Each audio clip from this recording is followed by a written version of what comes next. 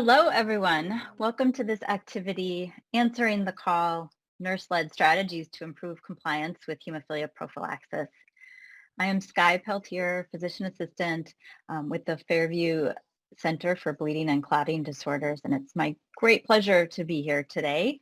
My name is Kerry Hansen. I am a recently retired nurse and spent the last 14 years working as a nurse clinician at the Center for Bleeding and Clotting Disorders at mHealth Fairview, a federally funded hemophilia treatment center associated with the University of Minnesota. This CME activity is supported by an educational grant from Sanofi Genzyme, and today we will be discussing patient-centered hemophilia A prophylaxis care. Later, we'll also be discussing the hemophilia A treatment landscape and patient considerations such as adherence. Kerry, can you start our discussion with some key points about why it's so important to have individualized prophylaxis treatment plans for our patients with hemophilia A? Sure. As we begin this exploration of adherence in hemophilia A care, I want to begin just with a little bit of context and definitions. Since the primary short and long-term impact of living with hemophilia A is related to the severity and frequency of bleeding episodes, prevention of these episodes is a primary goal of hemophilia medical treatment. As the pathophysiology of hemophilia A was elucidated in the 20th century, it allowed for the development and refinement of safe and effective drug therapy to control and potentially eliminate bleeding episodes. The prescribing of these therapies on a scheduled basis to prevent bleeding defines prophylaxis and is the established standard of care. Having multiple safe and effective therapy has and is improving outcomes in hemophilia A, but the focus of our discussion is the nexus between what is prescribed, the plan, and what happens in the real world. We're talking about adherence, defined as the extent to which a person's behavior corresponds with the agreed recommendations from the hemophilia care team. In hemophilia A, there are many factors that must be considered when designing a plan that has a chance for a high degree of adherence. As we look at this slide, there's lots of important variables that make clear that differences between individuals require highly individualized plans. The particular biology in vein, there's so many individual factors that have to be thought through to come up with a plan that's going to work for that patient. Even things like the pharmacokinetics, trying to figure out, even if you had somebody that was similar age, similar weight, how their body clears the medication is going to be considerably different and has to be taken into account. So how do we approach that need for individualized treatment plan? You really need to have the key component be patient-centered care. Clinicians and patients have to work together to make decisions and select tests, treatments, and care plans that are going to make sure that all these different factors are in balance and make sure that everybody's agreed that this is going to be the best plan. The benefits of that is that the patients are going to have a lot more knowledge about the plan. They're going to be better prepared to kind of discuss all the points of that. And there's that shared goal of avoiding the bleeding problems, but there also has to be other shared goals like activity level goals and things like that. And there's a lot of information and important information that has to be communicated. So you have to take the time to build some lasting and trusting relationships with those people. And hopefully the end result of that is that you're going to have increased satisfaction for both the patient and the clinicians making the plans. Now let's hear from a patient who will discuss how personal goals and needs influenced hemophilia A treatment planning for them. Well, hi, my name's Enrique. I'm 36 years old, and I've been dealing with hemophilia since, well, I got diagnosed when I was 18 months, but dealing with my own treatment, I would say I've been dealing with my own treatment completely on my own since about the age of 12. My parents kind of started me early on that and kind of gave me the reins to kind of manage my own treatment at that age, because that was when I started going on trips with my family, and my parents wanted me to be independent. So from the age of 12 is when I took complete ownership of my own treatment. Well, my goals early on in life, like I said, when I was 12 years old, my initial goal was to, be able to go on family vacations with my aunts and uncles and some of my older cousins by myself. And so that's what kind of initially started me down the road to start managing my own treatment, was those goals initially. Obviously, then later on in life, when I wanted to go off into college, I kind of had to take more ownership of it and completely manage my treatment on my own, and not have my doctors and my nurses right there kind of within the same city as me. But those are some of the goals that I had. And then now I take vacations. So those are those some of the goals that I've got are to travel abroad, and I want to go backpacking as one of my other goals that I've got. So managing my own treatment and being kind of the person that drives that with my doctors and nurses is extremely important to me. And, having that dialogue with them is extremely important also to attain my goals. And so that way they know what I want to do in my life, and they can help me in, just navigating all those different treatment options that are out there for somebody my age who's 36, right? Because I don't know everything, even though I've been dealing with it since I was, a young kid. I still don't know everything, and my doctors and my nurses really just are a huge factor in helping me to make sure that my goals are attainable and that my treatment is aligned with everything that I want to do in my life. So, like I said, from an early age, I kind of took ownership of my hemophilia and my treatment plans with my doctors and my nurses. When I was 12 years old is when I really started to take charge of my treatment, not completely on my own, but being a really contributor, driving factor of the things that I wanted to do. And at that age, I wanted to go on vacations without my parents, with my aunts and my uncles and my cousins. So at that age, my goal was to go on vacations and not have my parents there with me, right? Because I wanted to start to be independent. So that goal was met, and I did that successfully. And then later on in life, when I went off to college, and my goal was to be more independent and to be more not so reliant on my doctors, my nurses, but still keep them in the dialogue of the things that I wanted to do in my life. And now at the age of 36, my goals are to travel more, go abroad, go backpacking, and those types of things. And so the dialogue that I keep with my doctors and my nurses now is more just the goals that I've got in my life and how I can navigate those goals and stay on treatment and, and keep them in that conversation. But I'm the more driving factor of just like, this is what I want to do. This is where I want to go. Now, what treatments kind of align with those goals, and making sure that I keep control and keep a manage on my hemophilia with the goals and the things that I want to do now in my later age in life. It was so great to hear from our patient representative, and I'm so glad he was able to participate. Next, let's discuss some ways that Kerry and we have incorporated shared decision-making into our care of patients with hemophilia A.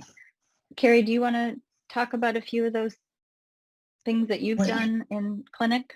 Absolutely. So one of the newer kind of changes that we had made that proved really beneficial was in preparation for clinic visits to discuss the treatment plans.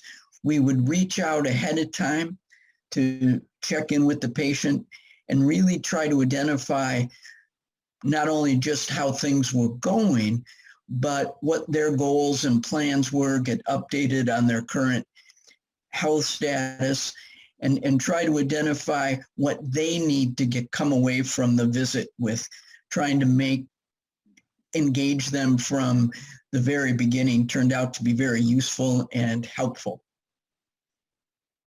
Yeah, I think that those pre-comp calls, pre-comprehensive care calls have been really helpful in setting the stage for shared decision-making in our clinic. I would add that we also have done an effort within our clinic to use motivational interviewing.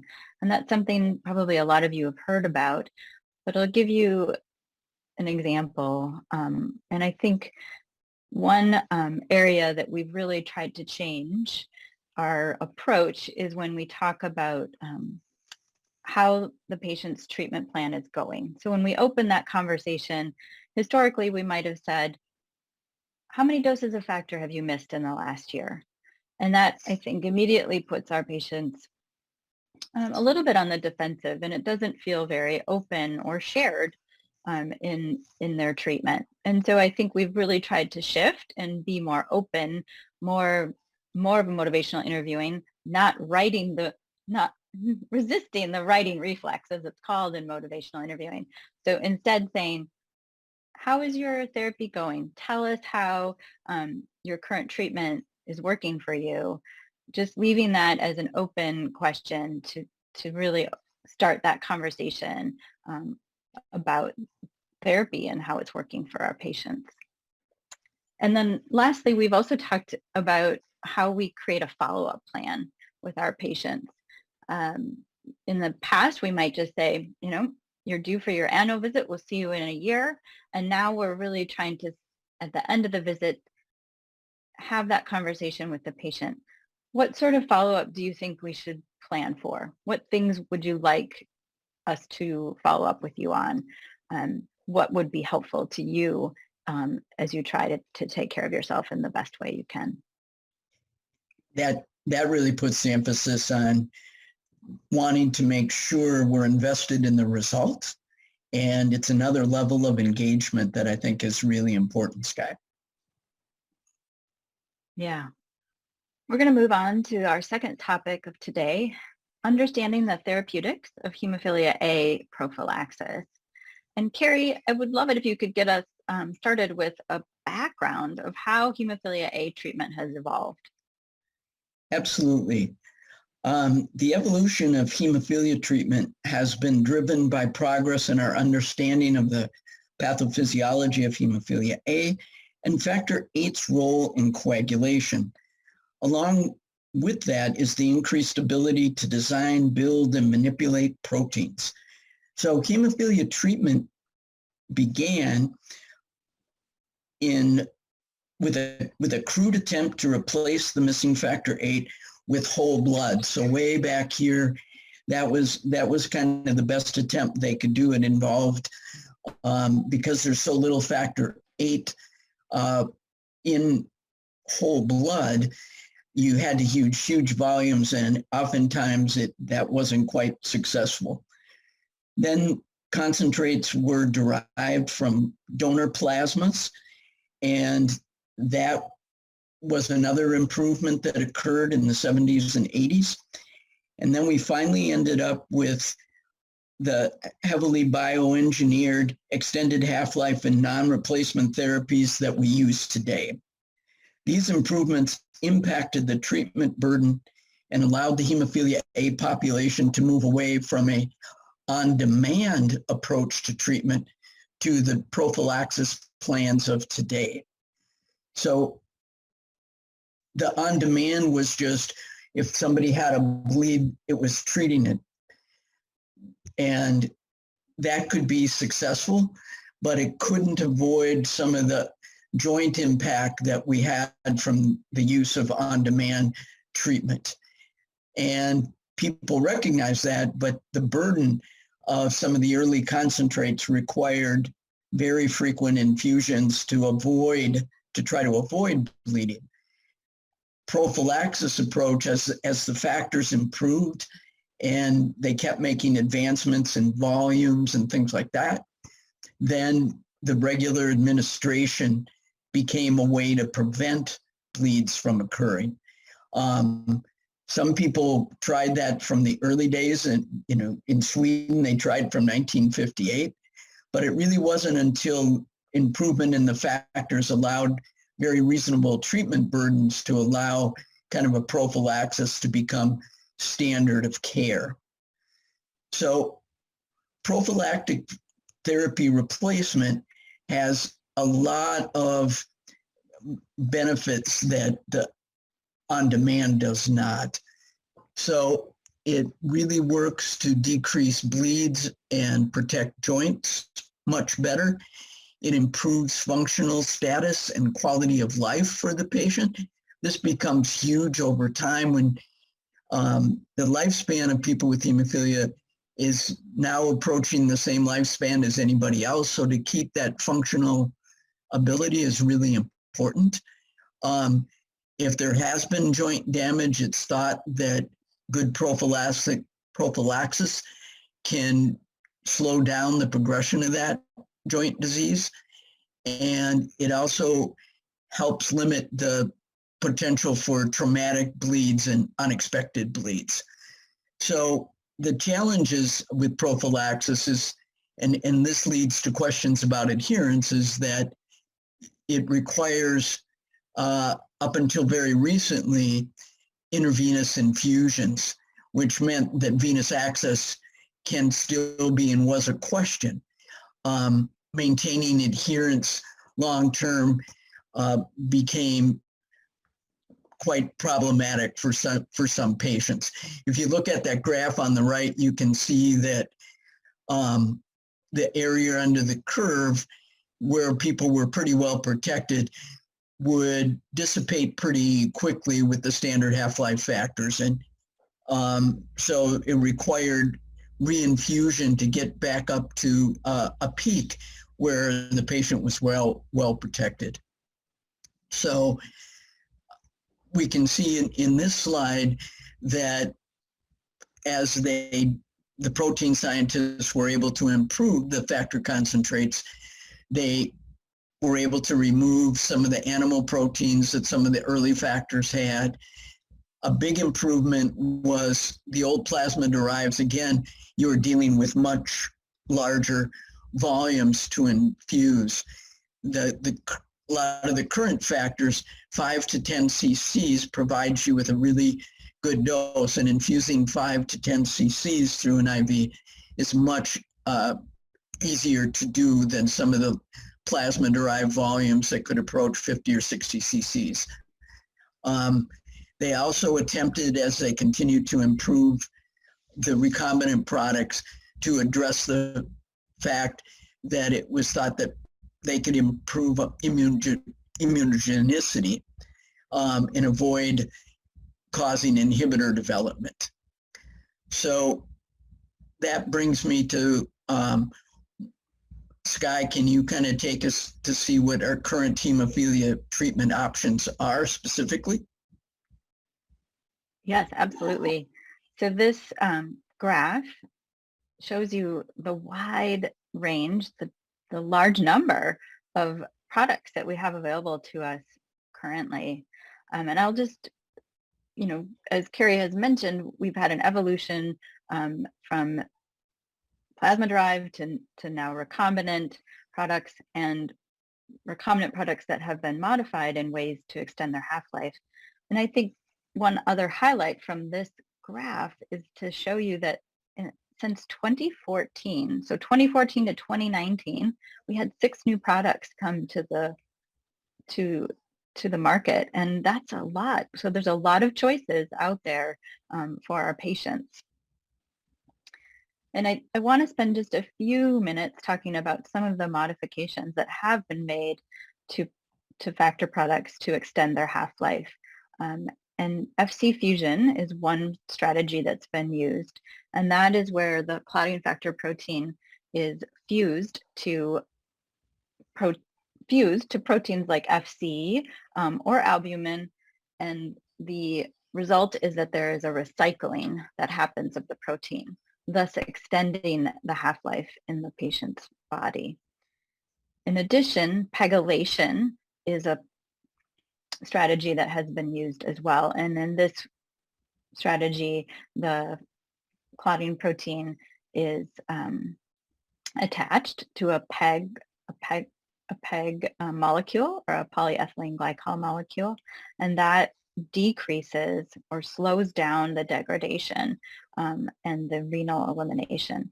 So on both of the slides that I've shown you, you can see graphics of how that half-life has been extended with these modifications, and it is significant. Now, I will say that for factor IX, that half-life prolongation is fairly dramatic. So for patients that were dosing once or twice a week with their factor IX product, on a modified extended half-life product, they're often able to dose weekly or sometimes every 2 weeks, depending on their individual pharmacokinetics. For factor VIII products, that extension of half-life has been more moderate, but we do see an improvement. So we'll see patients that were dosing every other day, so every 2 days to every 3 days, now able to dose twice a week, sometimes once a week. So a significant improvement.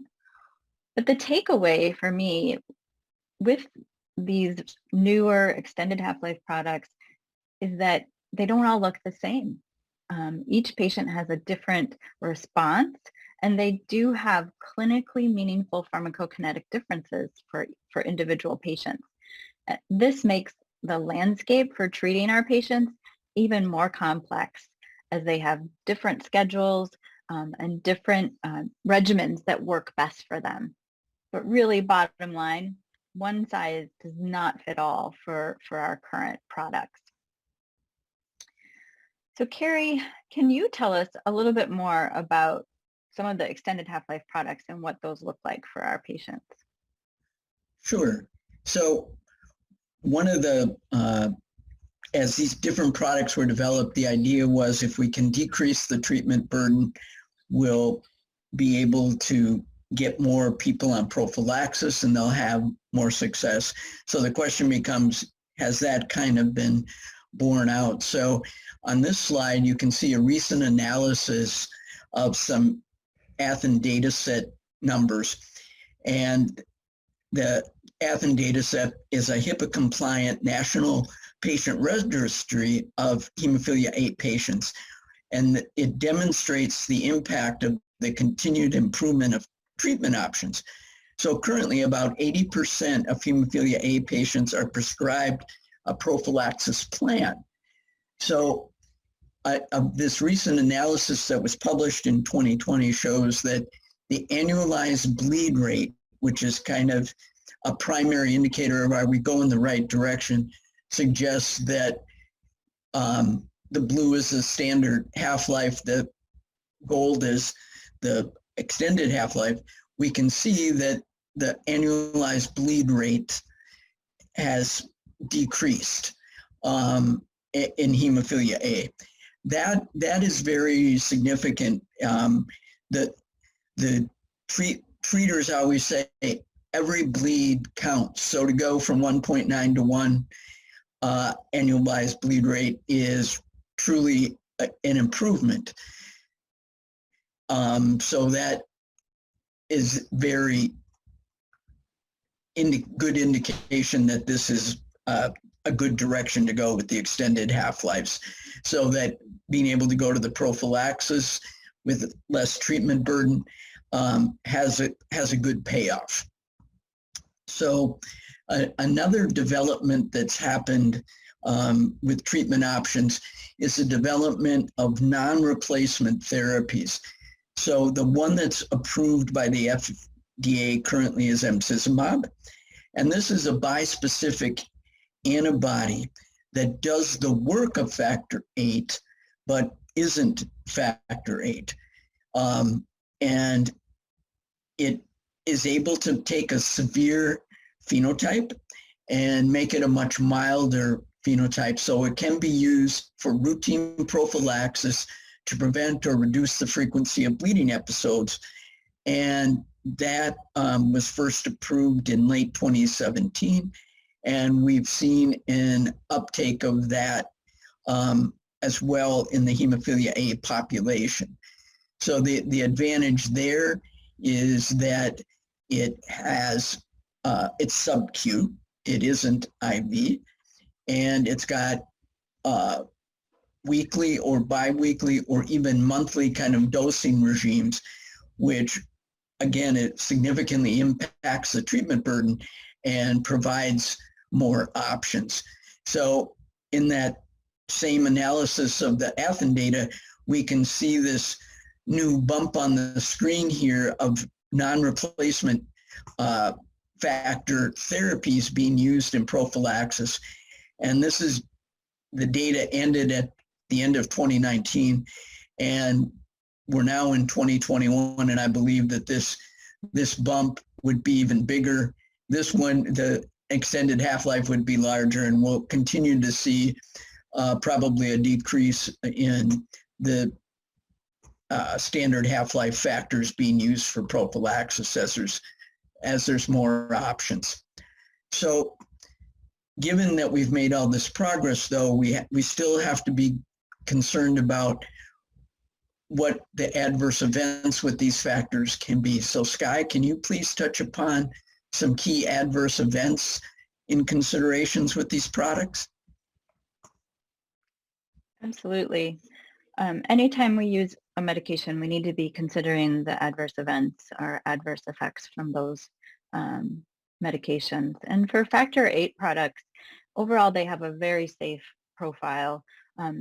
We do have patients that have hypersensitivity reactions to certain ones, and they often can be substituted with a different drug.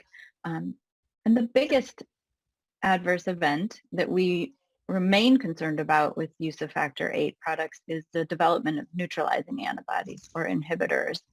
And this continues to be an issue, one that we have close monitoring for, but we absolutely don't have an ability to completely eradicate it at this time.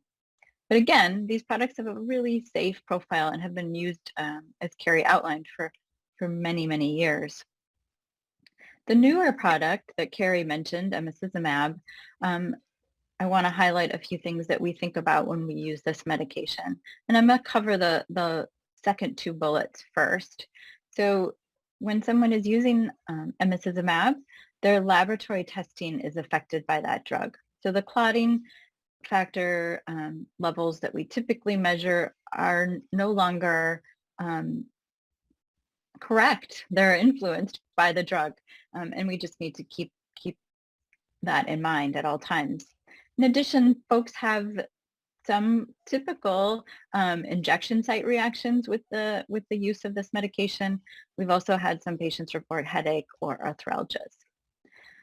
There is a black box warning with the use of Emicizumab in combination with the activated prothrombin complex concentrates. And that is for patients with inhibitors who are treating bleeds. And so in those cases, we need to be aware that there have been thrombotic microangiopathy events and thromboembolism reported.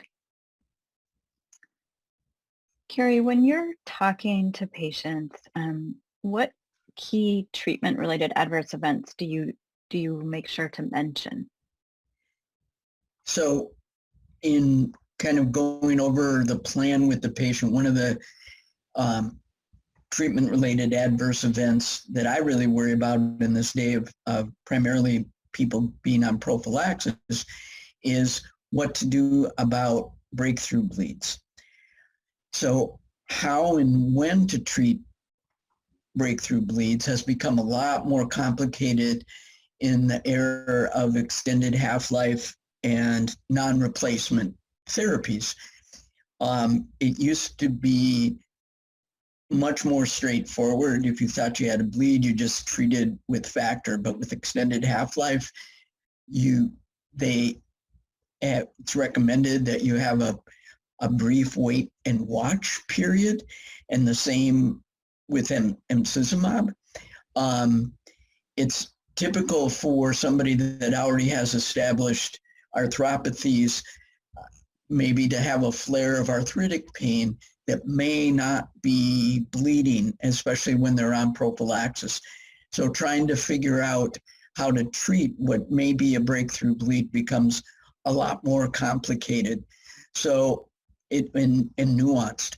So the treatment you need to be aware of, we need to be aware of the treatment breakthrough bleeds so that we can make sure that the plan is still working. So I always ask patients to make sure that we know about any bleeding episodes so that we can ask the question, do we need to adjust the plan? Is the plan still the right plan?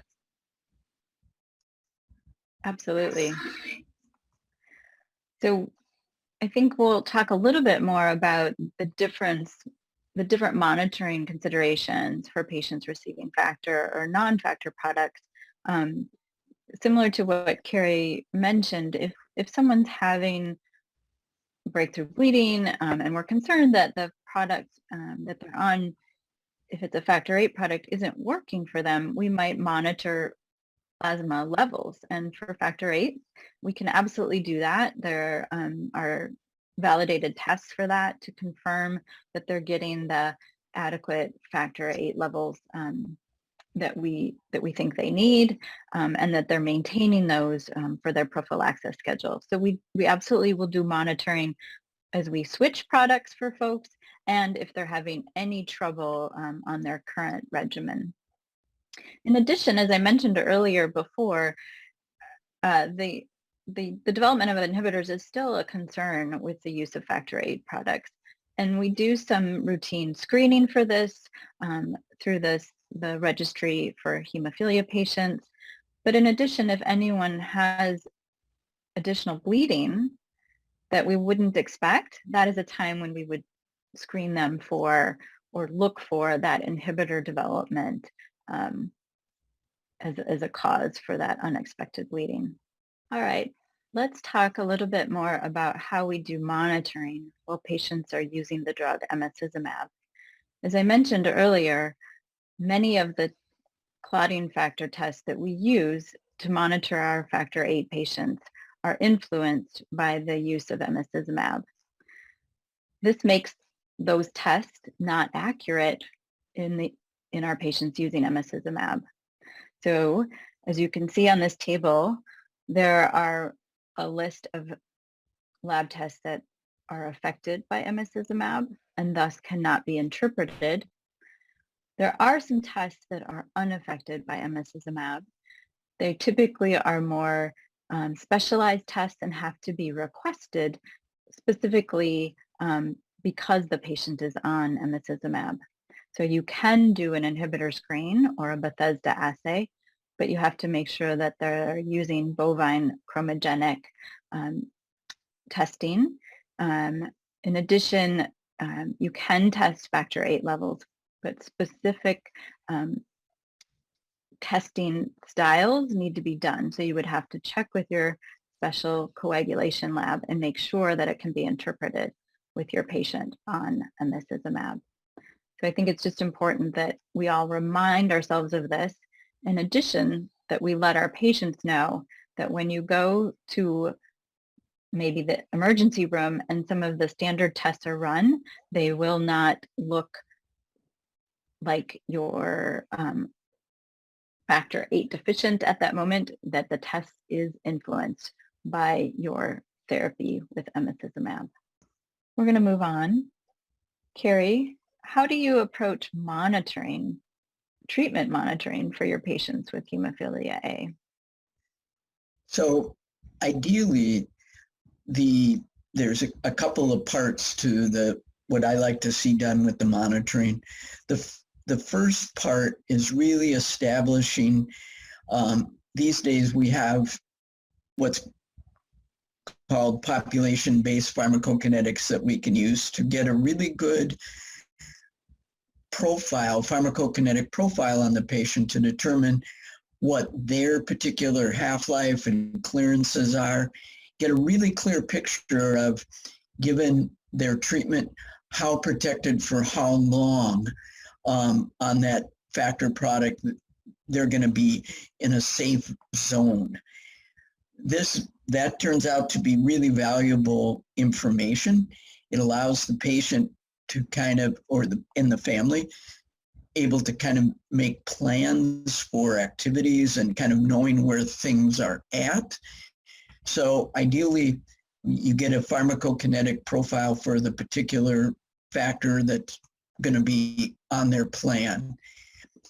Also, there's always, as things come up, getting levels at certain points in time around procedures, surgeries, and things like that becomes very important.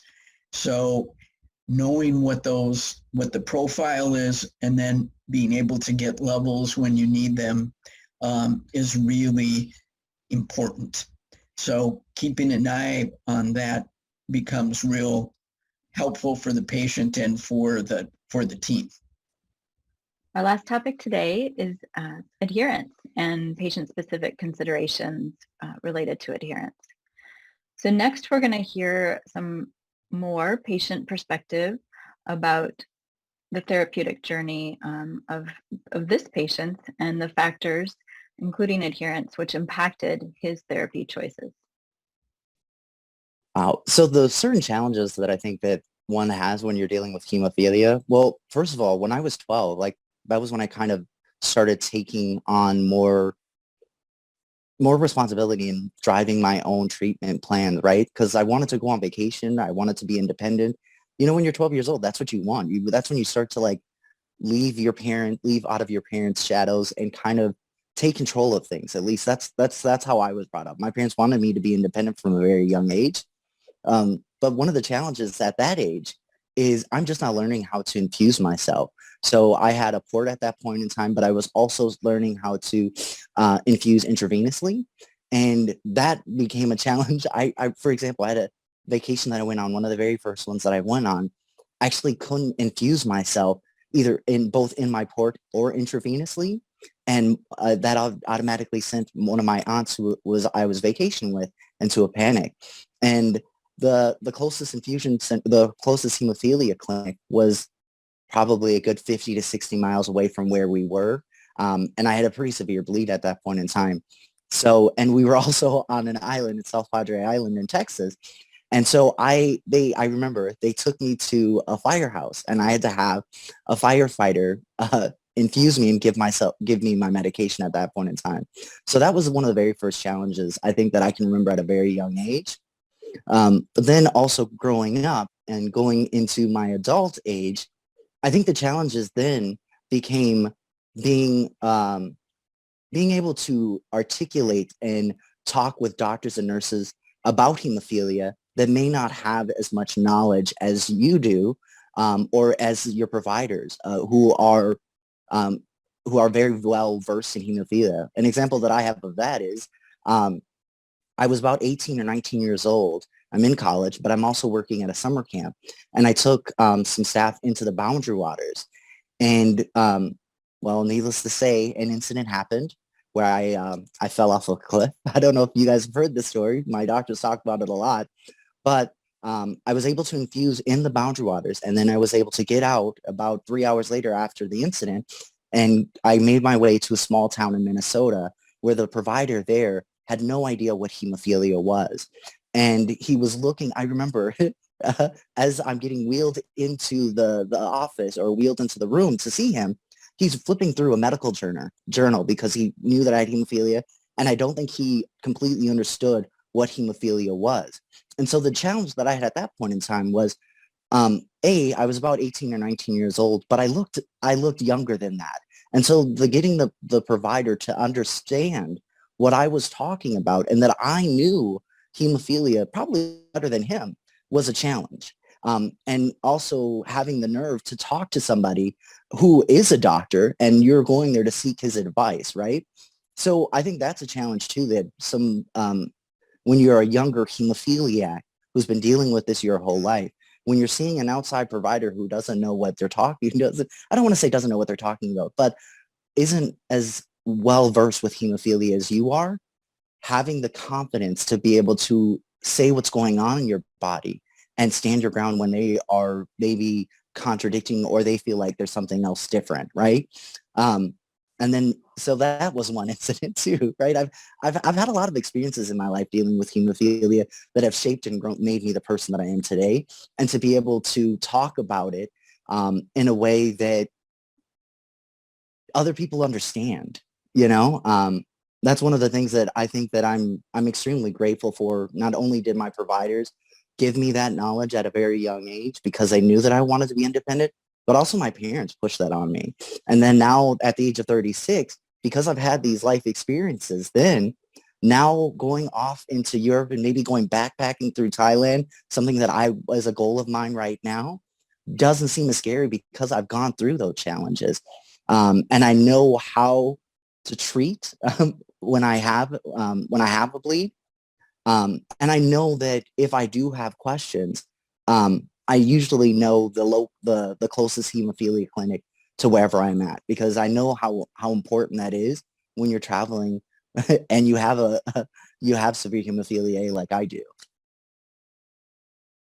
So in talking about the things that have worked with my hemophilia clinic or my treatment center, as far as keeping the patient involved in the decisions that are made for the treatment, I say is number one.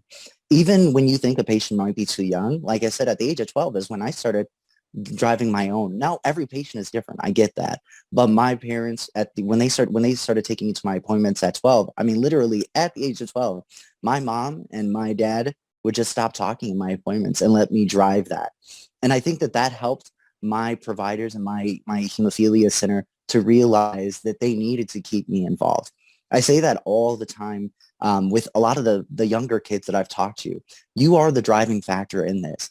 You are the person that's in control of your life and your treatment plan. You have to, you know what's working for your body, and you have to be able to talk about that. And also the providers just have to be able to listen. You know, you can't just tell a patient what to do. And I think that was kind of the downfall in like the regimen, that my doctors at that point in time when I was in college were trying to like beat it down my throat how important this was. And as an adolescent, as a young adult, when you have adults telling you what to do, a lot of the time you do the complete opposite. It wasn't until I realized that I needed to stick to some sort of plan to be able to maintain the life that I wanted to be able to be able to have mobility and do the things that I wanted to do. It wasn't by the providers telling me that this is something that I had to do. It was me realizing the goals and things that I wanted to do in my life that basically kind of a light bulb went off, right? So I think that that's the most important thing that I can tell to any provider, to any patient, is just keep the patient involved. When you think that the patient is checking out in an appointment, make sure that you've got their full attention. Ask them questions. That's what kept me involved in my treatment plan. That's what kept me probably as healthy as I am now, is because my providers started doing that to me, started doing that with me at the age of 12, and then continued on. And, you know, like I said, when I got into college, they tried to tell me certain things. I didn't listen. Now as an adult, I tell them that, you know, what they said to me, I may not have been listening completely, but as an adult, I retain that knowledge. And so a lot of the stuff that they told me at an earlier age, I'm now implementing it in my life now. Like I am on a plan. I am on a on a treatment plan that I'm sticking to regularly. And it's because I see the progress. I see how much my life is less impacted by my hemophilia. And I'm able to do everything that I wanted to do.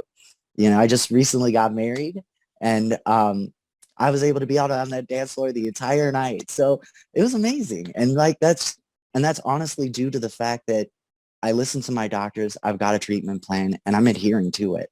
But it's because I want to do it, not because they're telling me to. So as we've heard, there are a lot of factors that impact a patient's ability to stay on their treatment regimen. And so let's just review some of those that have been discussed in the literature.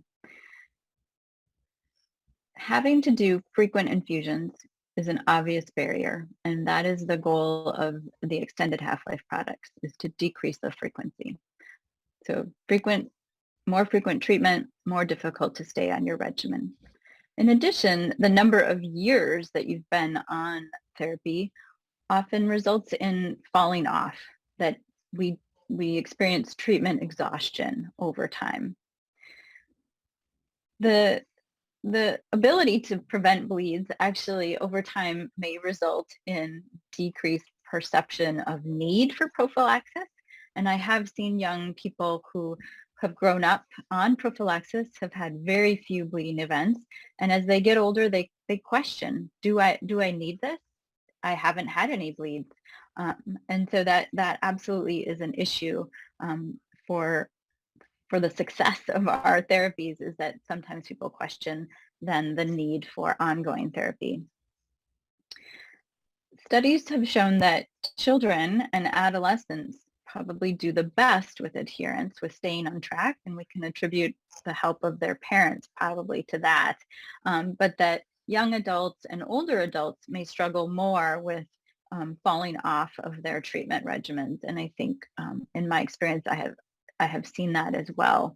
And often for older adults, it becomes a new issue of venous access. They've had great veins their whole life, but as they get older, their veins get worn out or tired, per se.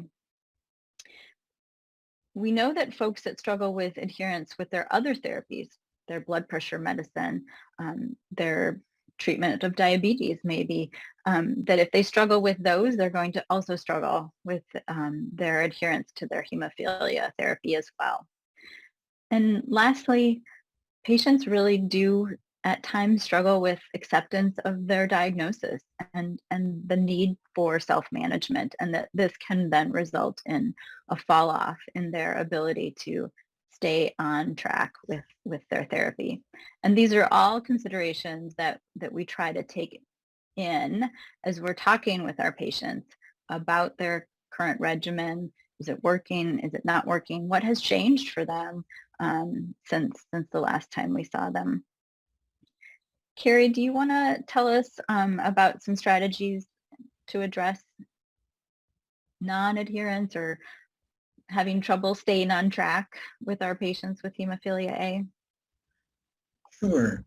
So one of the first steps in trying to deal with non-adherence is just reviewing the current treatment plan, make sure that given all the options available, that we've optimized treatment selection.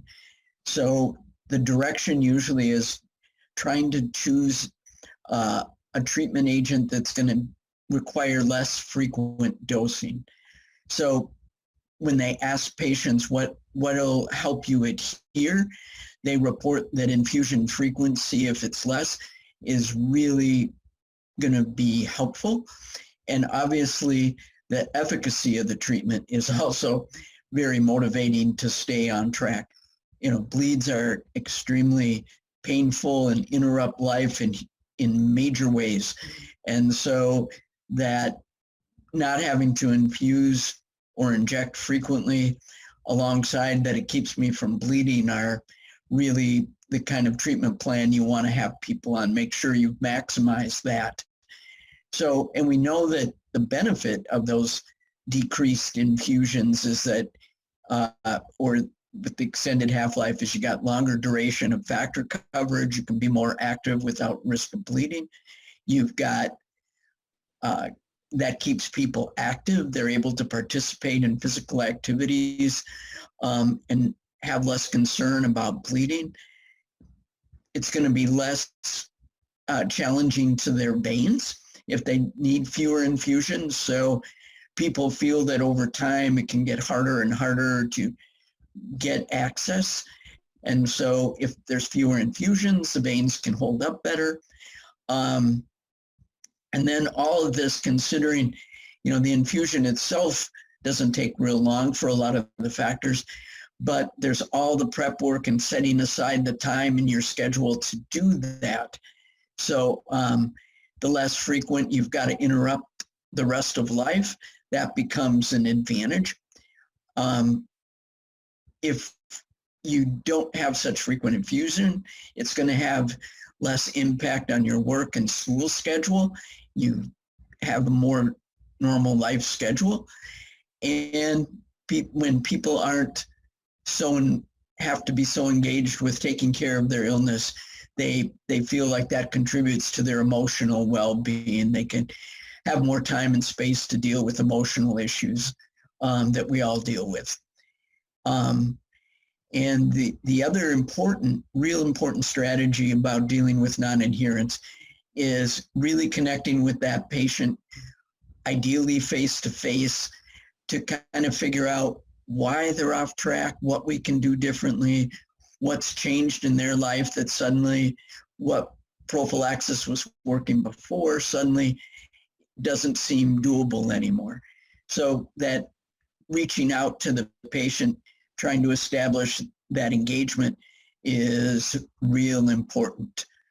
So one of the ways that we've come up with that can help and assist with seeing if people are on track is the use of some electronic apps. And Skye, can you kind of review a couple of those for us?